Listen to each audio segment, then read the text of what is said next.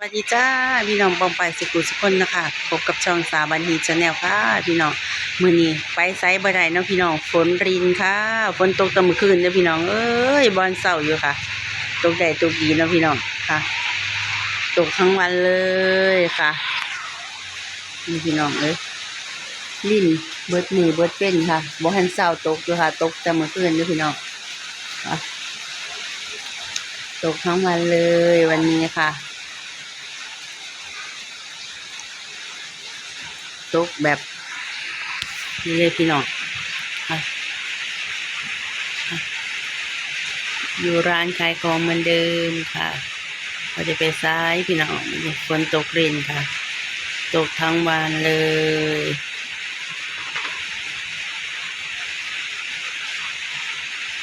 อากาศก็ดีนะคะพี่น้องนี่ตกแต่เมื่อคืนค่ะฝนกันนะฝนโรยรินโรยรินค่ะอากาศสดชื่นแจ่มใสเนาะพี่น้องเนาะค่ะ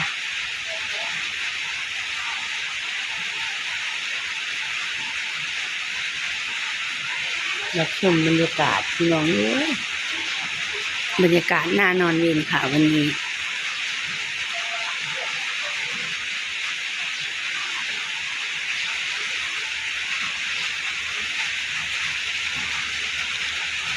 ตัวถึงจะเสาหอดคำนะคะพี่น้อง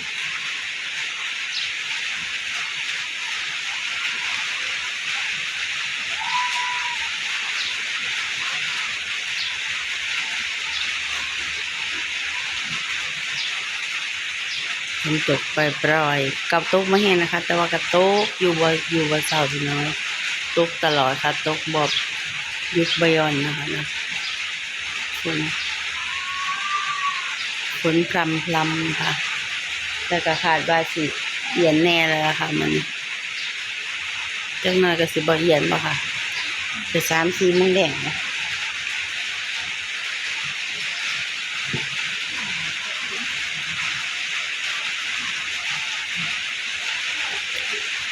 บรรยากาศรอบๆค่ะฝนโปรยปลายนะพี่น้อง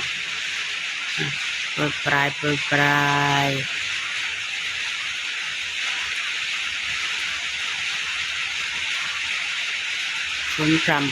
ำ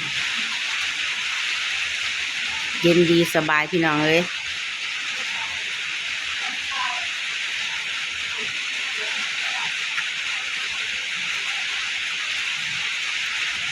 ฟังเอาค่ะเสียงฝน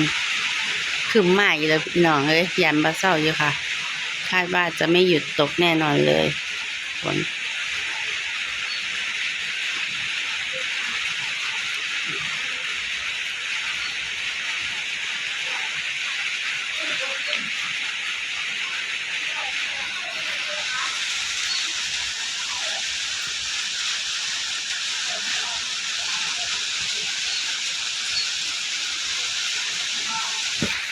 ว่าสิหยุดตกก็คือจังคึมมา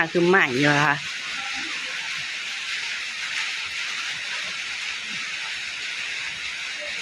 พอลงแล้วล่ะจ้าจะหยุดแล้วคิดว่า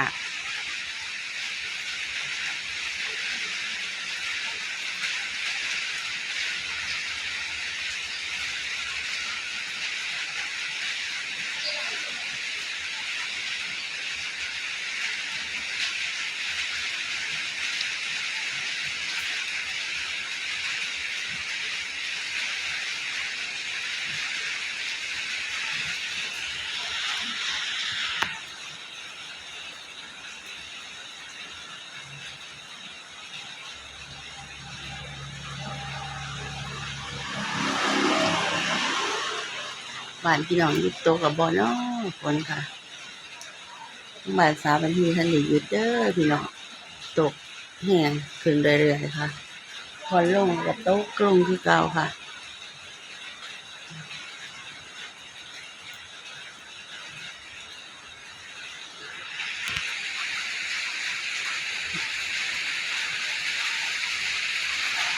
ลมมากแล้วพี่น้อง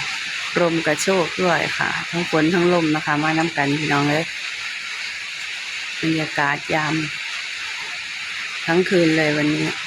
มือนแต่เมื่อคืนค่ะสุดท้ายนี้สวัสดีค่ะขอกราบสวัสดีพี่น้องค่ะจังได้ก็อย่าลืมกดกระดิ่งเด้อค่ะกด subscribe ด้วยนะคะค่ะจะพบกันในคลิปต่อไปค่ะสำหรับคลิปนี้ก็ขอกราบสวัสดีพี่น้องเพียงเท่านี้นะคะสวัสดีจ้า